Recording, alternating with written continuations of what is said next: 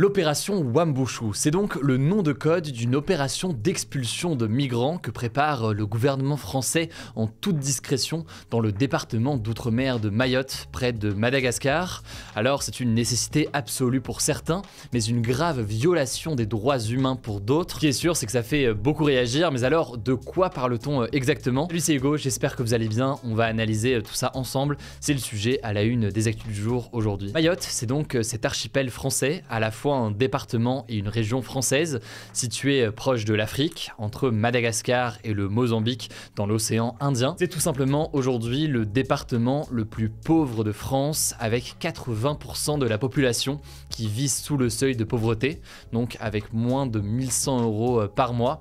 Et plus largement en fait, c'est une situation qui est très critique, avec notamment de nombreux services publics dans un état très compliqué par rapport notamment à ce qu'on peut retrouver en métropole. Ces dernières années, de nombreuses personnes venues du continent africain ou alors des Comores, qui est un archipel voisin, tentent de rejoindre clandestinement et donc illégalement Mayotte. Les Comores, c'est donc un pays juste à côté de Mayotte, classé parmi les pays les plus pauvres du monde, où selon la Banque mondiale, un quart de la population est en situation d'extrême pauvreté, ce qui pousse donc une partie de la population à tenter de fuir la misère et de venir à Mayotte pour des meilleures conditions de vie. Le résultat de cette immigration très importante vers Mayotte, c'est qu'aujourd'hui, un quart de la population de Mayotte serait en situation irrégulière selon l'AFP. Dans ce contexte-là, de pauvreté aussi importante et de situation donc illégale pour certains, Mayotte est frappée par une explosion de la violence dans un contexte aussi où beaucoup se sentent délaissés. Selon l'INSEE, le nombre de vols à Mayotte est 3 fois plus élevé qu'en métropole et on en avait parlé en novembre, des agressions et des meurtres se multiplient sur l'île. Ces violences étaient au départ limitées à des règlements de compte entre bandes de différents quartiers, mais désormais ces violences touchent toute la population avec des gens qui n'ont aucun lien parfois avec ces bandes. On en avait déjà parlé dans les actualités du jour, il y a eu des cas notamment d'écoles et d'élèves qui ont été pris pour cible avec notamment des mains coupées. Bref, vous l'aurez compris, la situation actuellement est très critique sur l'île, mais alors en quoi consiste précisément cette opération Wambushu? Alors Wambushu, ça veut dire reprise en mahorais, qui est donc l'une des langues principales de Mayotte, forcément avec le français. L'objectif de Gérald Darmanin, le ministre de l'Intérieur, avec cette opération, ce serait d'expulser les étrangers qui sont en situation irrégulière vers l'île d'Anjouan dans les Comores, qui est située à près de 70 km de Mayotte, sachant que beaucoup de ces étrangers vivent aujourd'hui dans des bidonvilles. Donc ces bidonvilles-là seraient en l'occurrence rasés et détruits par les autorités. Ces personnes en situation irrégulière seraient donc conduites là-bas avec des bateaux par les autorités françaises. Très concrètement, l'État souhaiterait expulser 300 personnes par jour contre 70 actuellement, et pour cela, 500 gendarmes et policiers supplémentaires devraient être déployés sur l'île dans les prochains jours. En théorie, l'opération devrait démarrer ce lundi selon France Info, mais aucune date précise n'a encore été donnée à l'heure où je tourne ces actus du jour, et elle pourrait durer 2 mois. Alors comment est-ce que l'État défend et explique une telle opération? Eh bien, l'argument principal, c'est un enjeu de lutte contre l'insécurité. Il faut savoir que ces dernières années, une partie importante de la population de Mayotte se sent véritablement abandonnée par l'État français. Il y a l'impression en fait de ne pas être traité comme le reste de la population française. Et d'ailleurs, ça peut être en matière donc de gestion de l'insécurité, mais aussi plus largement sur les questions sociales de pauvreté, de qualité de l'éducation ou plus largement de qualité des services publics sur place. Et avec cette opération donc, l'État tenterait donc de montrer qu'il agit. Selon certains, le gouvernement serait aussi tenté d'envoyer un message aux personnes qui souhaiteraient se rendre à Mayotte, de façon, selon eux, à éviter aussi des drames migratoires, alors que de nombreux naufrages de bateaux ont eu lieu. Alors comment est-ce que cette opération est perçue à Mayotte? Eh bien déjà, les 2 députés de Mayotte, du centre et de la droite, ont affirmé leur soutien à l'opération. Une opération, selon eux, indispensable pour lutter contre l'insécurité. Pour Mansour Kamardine, par exemple, qui est député Les Républicains, une majorité de la population y serait favorable selon lui, et sans cette opération, une guerre civile pourrait se déclencher. Des termes qu'il a utilisés lors d'interviews ou de déclarations opération ces derniers mois. C'est donc une opération qui est approuvée par beaucoup d'habitants de Mayotte, mais qui pour autant ne fait pas l'unanimité et qui au contraire fait tout de même débat. En effet, à Mayotte, des professionnels de santé affirment par exemple que des conséquences dramatiques pourraient découler selon eux de l'opération Wuambushu. Ils ont notamment signé une tribune pour alerter le ministère de la Santé là-dessus, et je vous mets le lien directement en description. Ensuite, cette opération, elle a été dénoncée par les Comores eux-mêmes. Les Comores estiment qu'ils n'ont pas les moyens d'absorber cette violence qui a été fabriquée depuis Mayotte par l'État français selon eux. Mais c'est aussi quelque chose qui a été dénoncé par des organisations de défense des droits humains. C'est le cas par exemple de la Ligue des droits de l'homme qui dénonce une atteinte aux droits humains avec des expulsions. Et enfin l'UNICEF qui est l'organisation de défense des droits des enfants de l'ONU. Bref, vous l'aurez compris, c'est une opération qui fait beaucoup débat. Notez au passage qu'en matière de mesures, au-delà donc de ce plan d'expulsion, eh bien, le ministre de l'Intérieur Gérald Darmanin a déjà évoqué la possibilité de restreindre le droit du sol spécifiquement à Mayotte. Le droit du sol, c'est donc ce qui fait qu'un enfant né sur le territoire français à Mayotte, donc par exemple, peut devenir français même si ses parents ne le sont pas.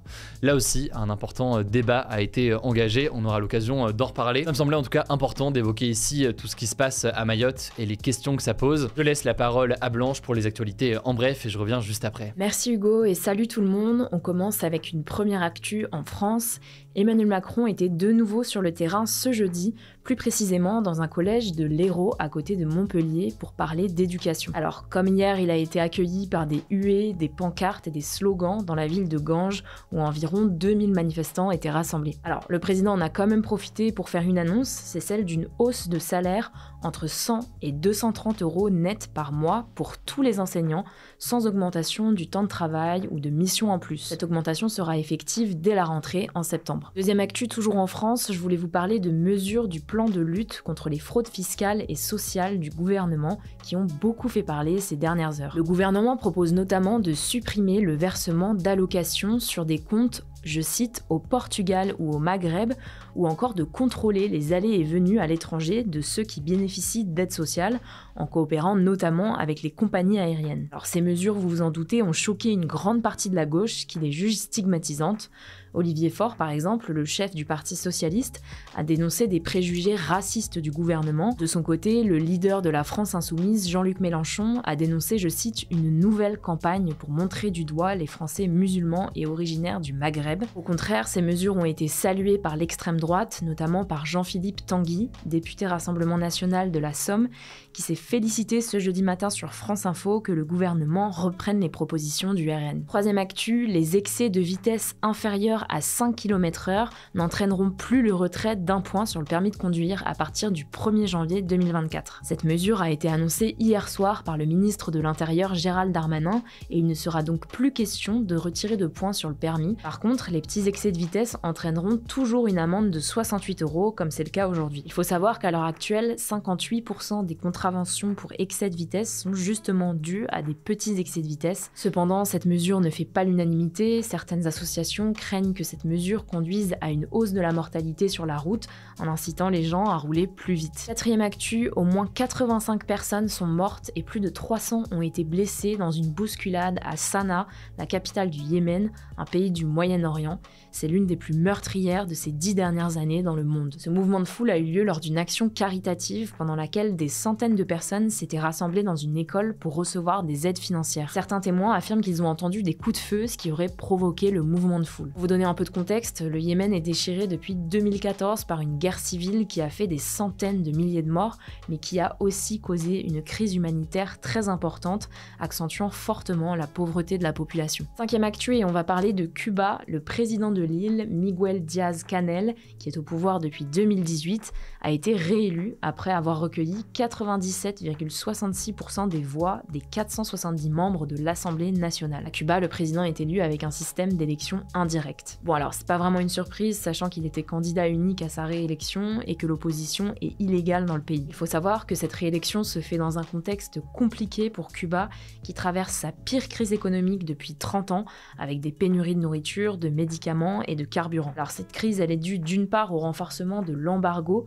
donc un blocus économique et commercial des États-Unis qui est en place depuis 1962, mais aussi à cause de la pandémie de Covid-19. Sixième actu, 67 millions d'enfants ont été privés de vaccins vitaux en raison des perturbations liées à la pandémie entre 2019 et 2021. Ce chiffre vient d'un rapport de l'UNICEF publié ce mercredi. Concrètement, les confinements et les contraintes qui pesaient sur les systèmes de santé dans le monde entier ont fait baisser le nombre d'enfants vaccinés contre d'autres maladies qui peuvent être mortelles. L'UNICEF craint notamment du coup le développement d'épidémies de rougeole ou de polio. Et donc selon l'UNICEF, il est urgent de remédier à ce problème étant donné que la vaccination des enfants sauve 4,4 millions de vies chaque année. Septième actu, en Hongrie, une nouvelle loi va permettre de signaler anonymement les familles homoparentales, donc avec deux parents de même sexe. Cette mesure fait suite à une longue liste de lois qui restreignent déjà les droits des personnes LGBTQI+ dans le pays. Par exemple, en 2020, le Premier ministre Viktor Orban avait déjà mis en place une loi empêchant les couples homosexuels d'adopter un enfant. Le truc, c'est que la Hongrie est membre de l'Union européenne. Or, la Commission européenne, donc l'institution chargée de faire régner l'ordre dans l'UE,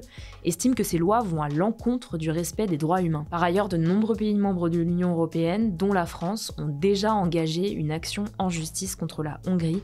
On vous tiendra au courant. Enfin, dernière actu, la fusée Starship de l'entreprise SpaceX, qui est la plus grande et la plus puissante au monde, a décollé ce jeudi après-midi après un premier report ce lundi, mais a explosé en plein vol au bout de quelques minutes. Alors attention, dit comme ça, on dirait que c'est un échec, mais en fait pas du tout. En fait, la fusée est composée de deux parties, la fusée en elle-même et son propulseur qui lui permet de décoller et qui est censé se détacher juste après le décollage.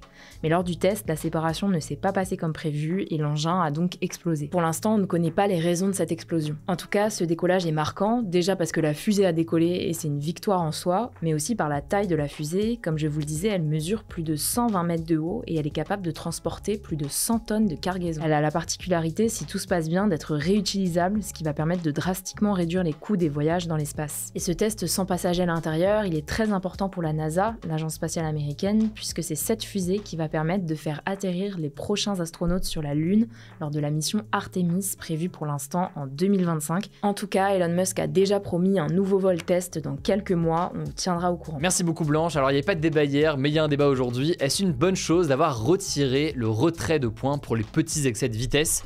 Ça se passe directement dans l'onglet communauté de cette chaîne YouTube.